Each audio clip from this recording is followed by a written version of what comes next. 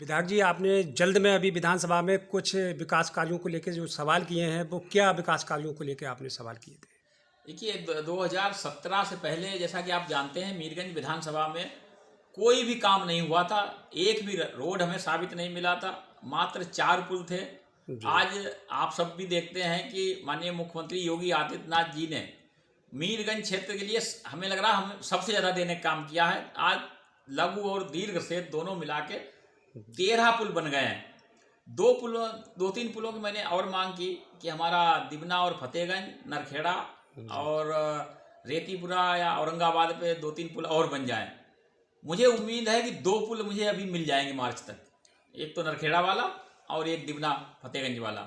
जी। इसके अलावा हमारा एक रोड टूट गया था मीरगंज दिबना। जी। उसका लगभग 18 करोड़ रुपए आ गया है। वो चौड़ीकरण में आया है, चौड़ीकरण हो जाएगा। गोरा वाला रोड जो हमारा गुरड़िया गौरी शंकर को जोड़ता है, गोरा पुल से जो जाता है, उसका भी मरम्मत का पैसा आ गया है। हमारी मीरगंज तहसील के सामने थोड़ा रोड उखड़ गया था, उसका भी पैसा आ गया है। थाने वाला रोड थोड़ा जहाँ पानी भरा था, जल भराव रहता था, वहाँ पर सीसी करा दिया है, काम लगभग पूरा हो गया है। इसके अलावा हमारा एक केरा धौर सुतिया के पास रोड उखड़ गया था, उसका भी पैसा आ गया है। बाकी कहीं और कहीं बचे हों तो आप लोग बताइए, वो भी मैं पैसा ले आऊँगा। माननीय मुख्यमंत्री जी पैसा देने में कोई कोताही नहीं बरतते मीरगंज के लिए। जी। जी। तो मीरगंज में जितने भी काम थे ये सब हो गए हैं। एक नई ITI टाटा ITI हमारी मीरगंज में आ रही है 4 करोड़ 12 लाख की। पुरानी ITI जो हमारी अधूरी पड़ी थी 15 से, उसका भी पैसा शायद 1 करोड़ 80 लाख के आसपास आ गया है। उसका शायद टेंडर भी आज निकल गया है। सिंधौली वाले उसका टेंडर निकल गया है।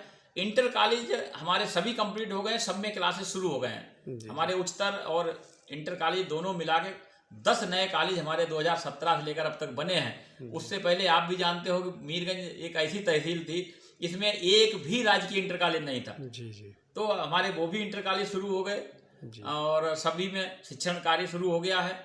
इसके अलावा हमारा जो लगातार मांग चल रही थी वकीलों द्वारा मुंसिफ कोर्ट की, तो मुंसिफ कोर्ट के लिए जमीन हमने हाईवे पे परवरा पे दे दी है 10 बीघा। उसका भी बजट आने वाला है। एक बजट हमारा अग्निशमन केंद्र मीरगंज में लगभग 15 करोड़ का, उसका भी बजट आने वाला है। इसके अलावा रोडवेज का बस अड्डा हमारा बनके तैयार हो गया है। माननीय मंत्री जी से मेरी वार्ता हो गई है।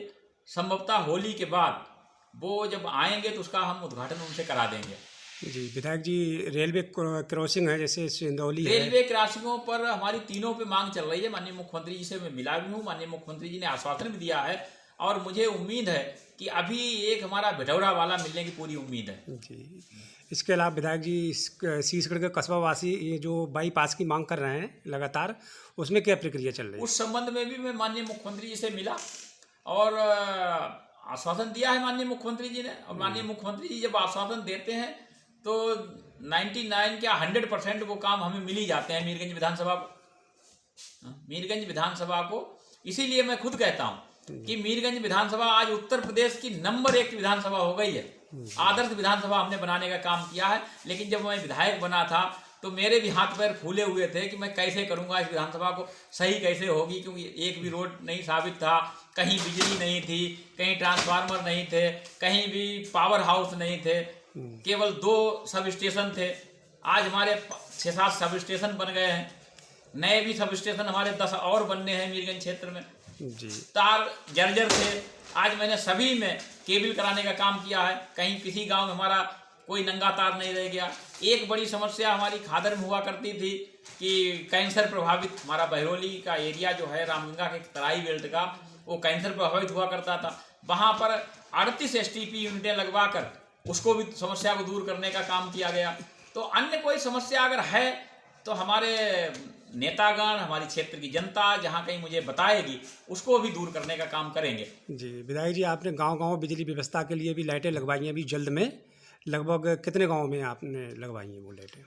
देखिए, ऐसा कोई गांव नहीं है जिसमें 2-3 से लेकर 10-10, 12-12 लाइटें ना लग गई हों। वो गांव छोटे बड़े के हिसाब से हैं। जी। और मैं तो कहता हूँ जहाँ पर हमारे धार्मिक स्थल हैं, जहाँ पर कोई हमारी शिक्षण संस्थान है, जहाँ पर हमारा अन्य कोई ऐसा सार्वजनिक स्थान है जहाँ पर हमारे लोग ज़्यादा रात में आवागमन रहता है, वहाँ पर क्षेत्र की जनता और क्षेत्र के हमारे नेतागण जो बताते हैं मैं वहाँ पर देता हूँ और भी देने का काम करूँगा। जी विधायक जी, एक जानकारी और लेना चाहेंगे, जैसे सड़कों के किनारे यात्री साइड ना होने की वजह से लोगों को परेशानी होती थी, आपके द्वारा कितने यात्री साइड बनवाए गए हैं लगभग?